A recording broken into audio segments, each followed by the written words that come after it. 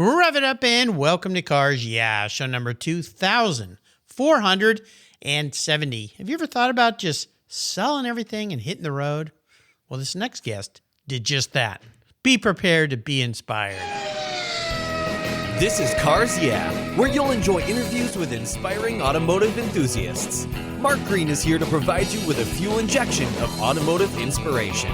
So get in, sit down, buckle up, and get ready for a wild ride here on Cars Yeah.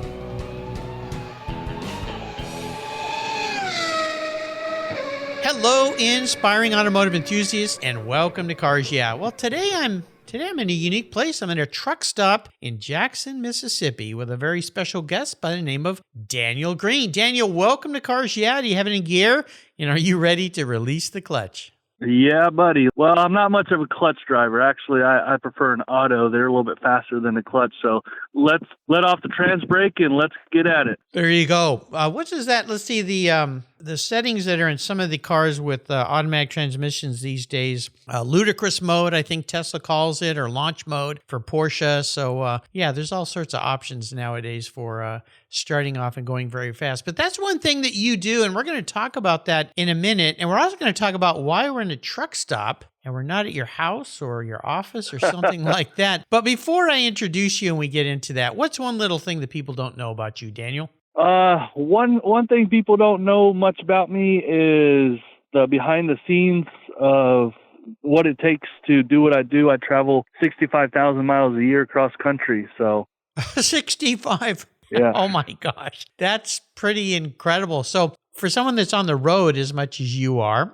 and I'm sure some listeners out there going, wait, Mark, are you talking to a trucker? Not really, but we'll talk about what he does with trucks in a minute. People must say, or I must think about the gas prices that we've been through in the last 3 years, ups and downs, must affect your budget a little bit. Although Mississippi, like what does an average gallon of gas cost in Jackson, Mississippi today? At this truck stop, we're $2.79 for regular and $3.59 for diesel.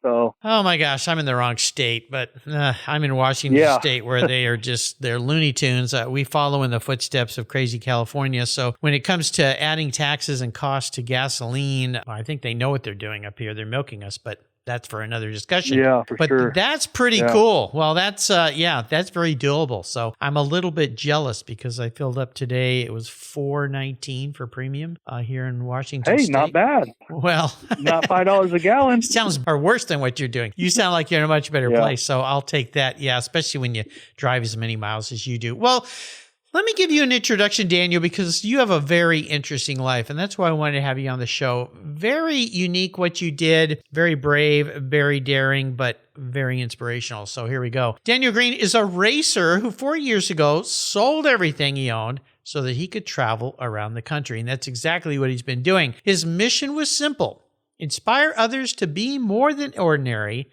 and to be the best version of themselves. Since taking this leap, he's encouraged others to break out of their comfort zones and pursue their dreams. Dan, or Danny as they call him, travels the country living a drag and drive lifestyle, and in his second year of racing made over 200 passes down the drag strip, earning Rookie of the Year at the Rocky Mountain Race Week 2.0. He has been featured in and on a multitude of automotive media outlets and touches thousands of lives on his adventure, just like he's touching you listeners today. We'll be back in just a moment, but first a word from our sponsors, so give them a little love, and we'll be right back. So, Daniel, now do you prefer Daniel or Danny? Daniel's fine. Okay. Sometimes people say, that's what my mother calls me when I'm in trouble, but we'll call we'll call you Daniel today. So I've got to go back in time a little bit before we talk about what you're doing now. What was the impetus that launched you to say, you know what? I'm going to get rid of all my material goods, and most of them that I don't really need, and I'm going to travel around and have a life on the road and adventures. What was the catalyst that launched that? Well, I was up in your neck of the woods. I lived in Tacoma, Washington, and I hermited myself into an apartment complex building a online logistics business. And I did that for 3 years, and I fell into a dark depression. Oh, no. And there was an event that happened in the skies of, Tacoma SeaTech area when a guy stole an airplane.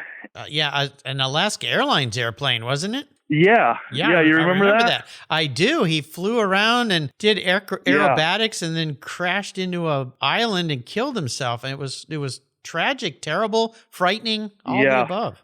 But you know what though? That day I was listening to it on the airline scanner, and that day actually changed my life forever. Wow. Now, how did that happen? Because he did something that no one ever would think about doing. You know, he just wanted to go up into the sky and feel free and not feel the depression or the evil thoughts that some of us have in our heads when we're in those dark places. So he said, you know what? I'm going to just go and be free and be with the birds and do barrel rolls. Yeah. Well, I didn't follow up on that occasion. Was he suffering from depression? Was that what? He had depression, and he was having some marital issues. And he just wanted to be free, and now to this day I'm pretty good friends with his mom. I actually connected with his mom. So, oh my gosh! Yeah. Oh, yeah. Wow! Yeah, well, her and I talk on Facebook all the time. Oh my goodness! Well, yeah. You mentioned you were suffering from depression. You'd kind of gotten yourself into a dark place, and this is something that I'm glad is now more out there. It used to be that mental illness was not really ever discussed. I mean, doctors didn't even ask you about it. And right. we realize now how many people affect. Just recently in the last year, I've had friends who've had children that have been affected by this. And I think in many ways, and you talked about something here that maybe COVID was part of this, is this isolation that we all felt and locking ourselves away. And also, in a way, kind of this working from home thing, which is good in some ways, but for some people, not so good. So take us to where you were, as personal as you want to get, and then how you pulled yourself out of this to make it positive in your life so that you could have a great life. Well, I wanted to build my business that I still have to this day, traveling around the country. But I knew the sacrifices that it'd take to do it, but I didn't understand the sacrifices it would take mentally to do it. And that's what a lot of business owners don't. Up and coming business owners or people that want to pursue business, they don't understand what it takes mentally to do it. So, I dug myself into a little hermit hole. I built my business, which is successful, but I was not personally happy. Mm-hmm. And so that day that happened, I kind of got thinking to myself, I was like, you know what?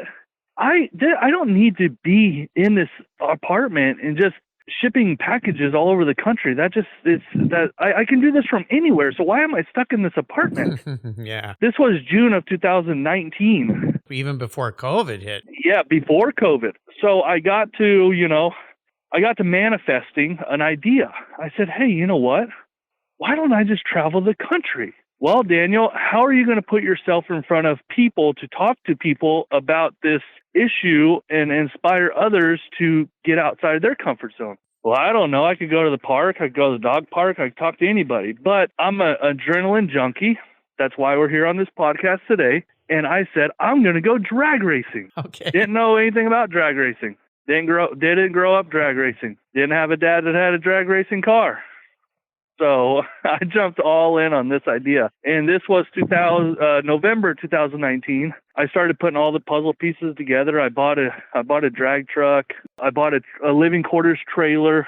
I sold everything I own, and I bought a brand new truck and I said, okay, I'm set. One thing I did forget though is I didn't buy any tools. Uh-oh. Yeah, you kind of need those if you, yeah, well, there you go. Yeah. Yeah. So, we all know what happened in 2020. Yeah. We don't need to repeat all that mess, but all my events got canceled. Oh, no. Yeah, that's right. Yeah.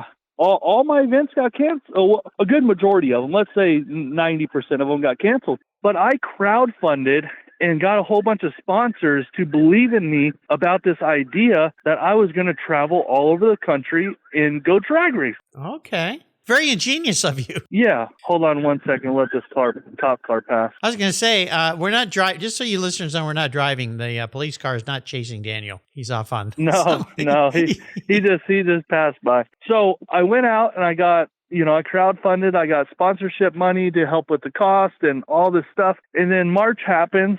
90% of my events get canceled, but I'm stuck in debt to people that I promised to advertise for them. Right. Yeah, exactly. So now you can just imagine. Yeah, exactly. Now you can just imagine how what's my train of thought now. Right. I'm living in a trailer with a drag truck with someone else's money in my pocket, and I can't advertise it and for nowhere to go. Yeah. And nowhere to go. Yeah. Wow. So I'm like, well, crap. Was this even a good idea? And long story short is we're 4 years into this. This is our 4th year out on the road, and we're still going strong. And because of the people that we continually inspire. That's the short form of the story. Well, no kidding.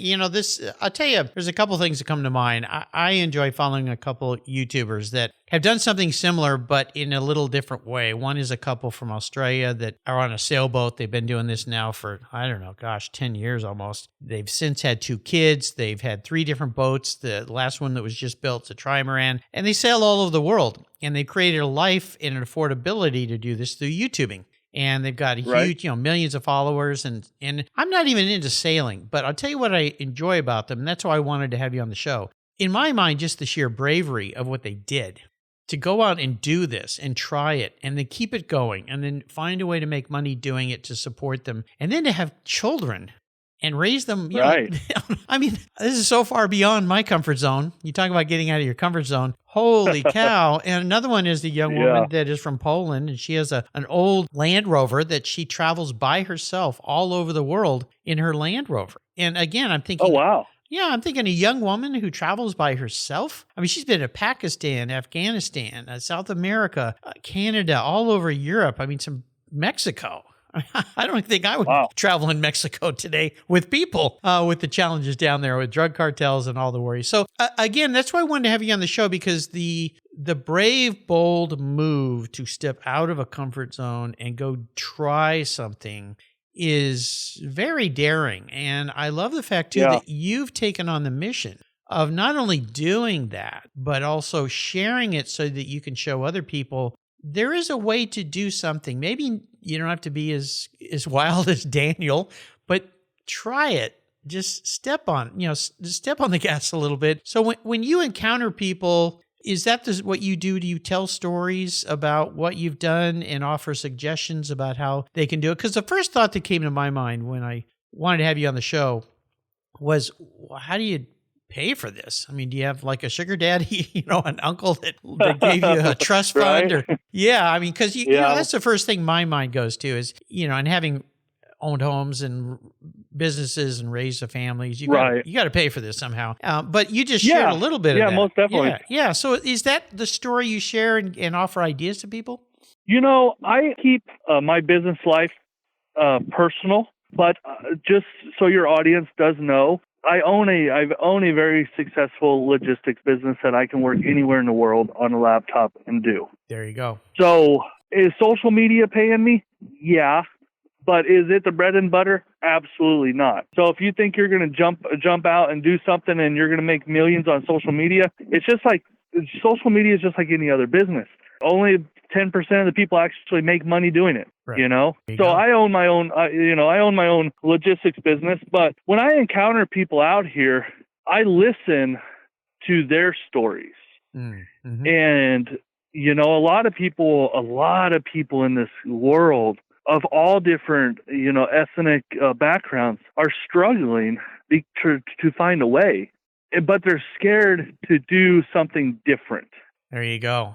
You touched on something very important here. And it's funny, I just was on social media talking with somebody about this, he was asking about how do you figure out what your why is?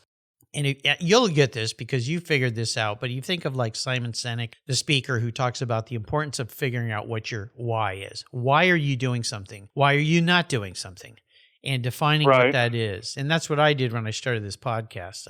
I defined my why, and I wanted to reach people because I wanted people to know that they can have a career, a life, and fun in the automotive world like I have my entire life. Yeah. And that there's a way to do it. And guess what? There's 2,468 people now that will show you how to do it or tell you or give you a little clue. Right. Right? So that sounds like what you're enjoying is going around and sharing these stories. But I also want to talk a little bit about your drag racing because you said something interesting. I'd never drag raced before. I think I'll try that. Okay. Never drag race. What was it about drag racing that made that your first choice of attack? It wasn't my first choice. A lot of people wouldn't even believe this, but I have an introvert personality. Mm-hmm. But I was seeking a group of people that would accept me because I never had that in my life. Is I was seeking a group of people that would accept me and that we had something mutually in common. And I thought drag racing was fun. Or was going to be fun. It still is fun. I love it. And, but more than anything, I love the automotive culture of people because they're so accepting. Yeah. No matter what car you drive, you might have a 4-cylinder Honda, you may have a V8, you may have a V6, you may have a Prius versus a Pontiac or whatever it may be. You still have something in common. It's still automotive. Right. So that's what I love about it. This is a common theme that I've heard over and over again, and I think all of us in the car world recognize. And even friends of mine that are not in the car world have said, man, you guys are all very unique. You'll stop on a dime and help a fellow car enthusiast. You'll do this. This isn't normal in my business. We would never do that. So I think this is really cool. I wanted to go back to depression just for a second, and maybe we can help somebody out there that might be feeling this, because I think especially since COVID, but mental illness has been going on forever. It's just that it's been tucked away. Yeah. Now at least they're talking about it. You go in to get your physical every year, the doctor actually asks you about your mental health. They never did that before, which is great. Right. So for you, when you felt this way, what were some of the things you did other than this very big, bold step, which is big and bold and brave? Did you seek help from a physician? Did you talk to a counselor? Did you talk to other people? I know now there's some great, like Better Health Online has online health counseling, mental health counseling for people. What did you do that helped you identify, I've got to do something about this. I can't stay in this state. Not the state of Washington. The mental state is what I'm talking about. No, of course. To be honest with you, and really transparent with you and your audience, is I started going to church. I started going back to church. And that opened up myself to just getting out of the house, putting myself in front of people, being around people. I went to church. That's where I felt comfortable. And I got to talking to some people there, and they recommended me to go to counseling. And so that's when I started going to counseling, and the counselor was like, hey, you got to pull yourself up, it took a good 6 months or so to do it. But, through positive, continuous counseling, that's the important part when it comes to mental health is I consider mental health like a broken leg or a broken arm, okay? It doesn't heal overnight. Right. You can't just go to the counselor once and be like, okay, I'm fine, I'm good. Yeah, it's like going to the gym once and saying, I'm healthy now, look at me. Yeah, it doesn't work. Right. So I went to counseling and we set up a plan, but, my counselor didn't know that I was setting up a different plan, that I was bailing out of this place. But my counselor, she gave me the strength. She gave me the strength and the tools to do something bold. I didn't know. She didn't know it was going to be like this, and we still talk to this day. But did she say, hey, dude, I didn't tell you to do that?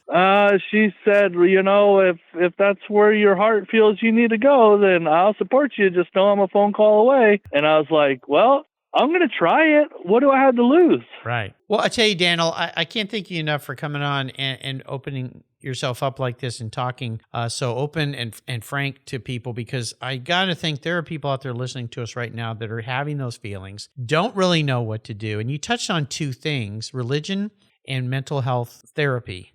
And in many ways, both of those things are very similar in many ways. Joining clubs, joining car clubs, and going to events. That's a good resource. Now they have the Cars and Coffee. Yeah. Yeah, The cars all and over the coffee country. are so popular. Yeah, they're everywhere. If you're feeling down, I don't care what you drive. Show up to a Cars and Coffee. Yeah. There's people all over there that will conversate with you, and you can make friends that way. Even if you go a couple times, they're normally on a Saturday or Sunday, once or twice a month. If you go, continue repetitively go, so those faces become more familiar. Yeah, and Then can make friends. Then you want to talk to those people. Yep. Yeah, well, this is so wonderful. Was there somebody in that early time, and maybe as your therapist, that really was your influential person that helped you get out there and do this? I was such an introvert person. I really didn't seek a lot of guidance from other in-person people because people would shoot down your idea, And really? Oh, if wow. If we're gonna be honest with each other, Mark, I didn't want anyone to shoot down my idea, man, because I knew it was crazy, and people were going to tell me it was crazy. So there's a video on YouTube from Steve Harvey that's called Jump. So I watched that video once or twice a week, and they just kept telling me to jump. That guy, I really never followed him much and never really watched the TV show he's known to be on, but I've seen a lot of little snippets on social media about that guy. He's a very motivational person. And Yeah, I think so. I'll go look that up, and I'll put a link to that on your show notes page. Now, you mentioned, and we talk about challenges here, and you were facing a lot of challenges, but I like the one where you realize, I forgot one thing, and that was I needed some tools if I was going to be traveling around with my vehicle, which is good. And maybe that's where part of the challenge here is if you're going to make a big, bold move, do talk to some people, because while some people may tell you not to, they might also give you some, okay, well, do you have this figured out? How are you going to, the first thing is, how are you going to make money? You already had that figured out, but a lot of people might just do this. I've known people that have sold their houses and, they get in a mobile home and they start driving and they don't think about a lot of the other aspects of just regular life. And then all of a sudden we forgot about that, or, You're right. So was, aside from the tools, I was sure there was many challenges. What was one big challenge that you faced when you took that big, bold step? Well, I like I said, I didn't have tools, so I didn't know how to really work on my drag vehicle at that time. But one of the things that I didn't think about is the cost of living during COVID was fairly cheap. Gas was cheap. Hotels were cheap. It's very cheap, yeah. Everything was cheap. So it was the best year to do it. But guess what? When 2021, middle of 2021, 22 came around, everything went up. Yeah. That's been my biggest challenge, because when I set out on this adventure of life, I did it when everything was cheap. Yeah, right. And now it's $2.79 a gallon, and I'm like, crap. Yeah, my fuel cost just doubled overnight. How do I figure this part out? Right. Yeah. Inflation has reared its ugly head. So the biggest challenge is not planning ahead, 1 year, 2 years, 6 months down the road, the wear and tear on the tires and stuff like that. So proper planning of expenses, that's probably my biggest issue. Sure, that makes sense. I've seen that with the young woman I follow from Poland that costs. She'll go to different parts of the world, and she did mention, here in the United, she wanted to settle down, which she never thought she did, but she loved the United States so much. She wanted to settle down, but she said, I don't know how anybody lives in this country. Everything is so expensive. So, it's just part of the deal. But those are all really, really good points. I want to talk about, and I always talk about a special vehicle, but I want you to tell us more about this drag truck. What is it? I know that when the gentleman who put us together, Mike Narks, is from Drag and Drive. Yeah.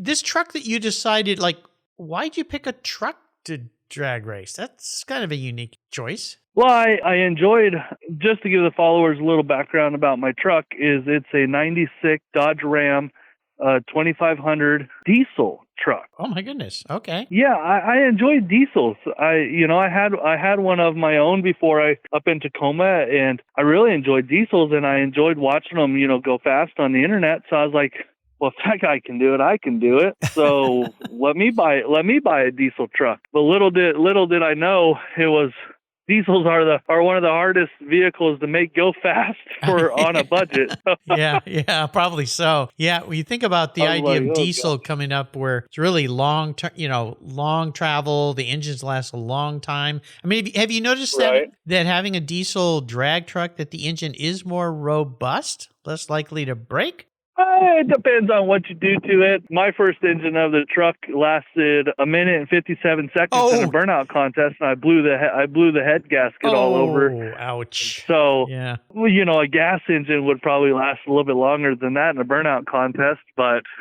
oh my gosh. But when you're in front of 7,000 fans, it's kind of like, what do? You got to go all out, right? Yeah, that's peer pressure, big time. Wow. Yeah, got me. Well, yeah, I want to crawl into your head a little bit. We've been in your head a lot during this discussion, but I want to ask you a rather unique question, and that is, if you were reincarnated as a vehicle, now the kind of guy you are now, out on the road, living this very unique lifestyle, what would you be and why? You know what? I would be a 1986 three-wheeled Cushman with a Hayabusa engine in it. That's what I would be. Okay, now there is a very unique answer. No one's been one of those. Why? Why do you pick that? How do you relate to that in your mind? Because I'm sitting at this truck stop right now, and I have one in my trailer that we just got done building. Okay. They're unique. They're fast. They're sketchy, and they get a lot of attention. And that's Daniel Green. There you go. Yep, that's funny. That's me. That's funny. Well, I do like to talk to people about how they're giving back, but you've explained that. You give back by traveling the country and inspiring people with your story. And I know, and I've learned this after interviewing so many people, that we are our best when we are helping people. And you figured that out. And I would assume this is a big part of your healing and recovery and therapy, ongoing therapy, is realizing that you're helping people, just like our talk today is helping people. I hope that my shows find people's ears where it helps them make decisions to better their lives. Yeah. Is that how you view yourself and what you're doing? I'm on a mission to talk to one person a day, and that's what keeps me motivated out here, just trying to find one person a day. And even if it's just making that person smile, just being genuine with people. I think that's so important these days. It's just being genuine with people and being happy. If I can make a smart remark to a lady at the food counter and she giggles about it, you know what? I made her day. You touched on something. Again, you're dropping a lot of golden nuggets on us today. I did the same this morning, and I tried to do that when I encounter people. I stopped to get a coffee this morning. I had to go up north, which was kind of a rare day for me. Yeah, just saying something kind to somebody. Yeah. Offering them, a gesture, whatever it might be. And the world has kind of gotten so fast that a lot of people, you see that around us sometimes. People forget to do that, and you go, gosh, it only took a second to hold that door open for that elderly person to come through it, and you just walked right through and didn't even pay attention. I think a lot of people these days aren't even paying attention to their surroundings. I mean, you just go to an airport and walk through an airport. That's most definite. And see how many people are just not being kind to other people. I love to hear that you're doing that. Is there, since you're on the road a lot, do you do reading? Is there a great book that you could share with us? I do a little bit of reading. I'm more of an audiobook person. That's fine. Perfect. And one book that I've really enjoyed is Rich Dad, Poor Dad by Robert Kiyosaki. Exactly. That's a book I can listen to over and over and learn something from it. A little brief description of it is there's two different paths of life. There's two different dads, and you can choose whichever path you want to go down. And honestly, both of them are successful in the eyes of, the public. But which one's better fit you is what I get out of that book. Yeah, it's a great book. I read it for years ago, gave it copies to both my kids. So we go on the ultimate drive here. So we're going to play a little fantasy game here. I'm going to park any car at this truck stop you'd like to take on a ride. You can take anybody with you, including somebody from the past who is no longer with us, and you can take it down the road here. What does the ultimate drive look like for you? I've really liked the Nissan GTRs. I really do. I like an R34 Nissan GTR. And if I was gonna take anyone with me, ooh, that's a hard one. There's a lot of people in this world. I know, yeah, and people that aren't in the world anymore either. If you want somebody who's left us. Yeah, that's a hard question. Man, that's a hard one. Who would I want to ride with me?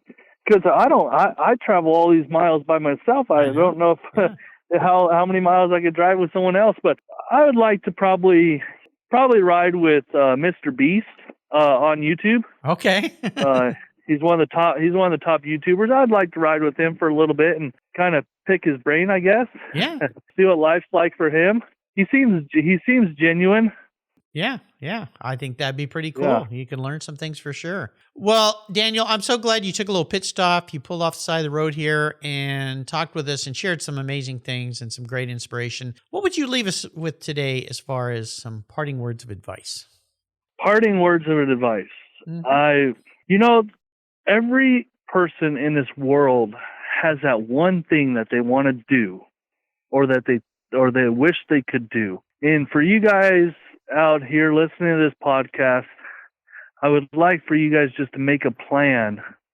Even if it's a 5-year goal or 10-year plan, or make it happen. If there's something that you want to do, you can absolutely do it. It just takes a little bit of hard work and a plan. Mm-hmm. So if whatever you want to do in this world, no matter what it is, make a plan and execute on it. And that's my parting words. There's nothing you can't do. You're right. Yeah, especially these days. There's nothing. Especially these days. With the internet, there's nothing you can't do. So go out and do it. Absolutely. Listen to Daniel. He's done it. You can do it. That's the way to do it. How can people follow along with you? Do you have a social media site where people can keep up with what you're doing? Yeah, YouTube is the best form to keep up with me, and that's Danny Diesel. You'll see me on YouTube, and Facebook is Daniel Green. That's pretty much it. YouTube and Facebook. TikTok, it's a little bit harder to find me, but it's under Danny Diesel also. But best way to get a hold of me. Cool. I'll put links to all these on Danny's show notes page here under Daniel Green. We're not related. I've got the extra E on the end, but I feel like I've got a new brother with me here today. So there you go. Pretty cool. Sure. And I want to thank again Mike Narks, who's from Drag and Drive. He introduced me to Danny. So Mike, thank you very, very much. Daniel, thank you for being so generous today with your time and sharing your story and all your inspiration. You really, truly are an inspiring automotive enthusiast. Until you and I talk again, it works here. I'll see you down the road. Hey, thank you guys for listening. Be sure to live your life at the fullest adventure as you can, and we'll see you on the next episode. There you go. If you're listening to this program, there's a pretty good chance you believe what I believe, that the collector vehicles we love are more than just a means of getting from one place to the other. They're a part of our culture, our identity, and as a people, they bring us together at vintage races, classic car auctions, and 1,000-mile rallies. That's why I support the RPM Foundation, which exists to ensure that the critical skills necessary to preserve and restore these important vehicles aren't lost to time. RPM stands for Restoration, Preservation, and Mentorship, and their goal is to inspire the next generation of vehicle restoration professionals through its outreach programs. And they include Shop Hop, Off to the Races, the RPM Future Class, and many others. These programs engage talented young people across the country and connect them with mentors and a variety of opportunities in the industry. For more information on how the RPM Foundation is driving the future of collector vehicles skilled trade, visit rpm.foundation today. Thank you so much for joining us on today's ride here at Cars Yeah. Drive on over to carsyeah.com to find show notes and inspiring automotive fun. Download your free copy of Filler Up, a fun book filled with gorgeous photographs of fuel filler fun, including quotes from more inspiring automotive enthusiasts. Download your copy today, and we'll see you next time on Cars Yeah.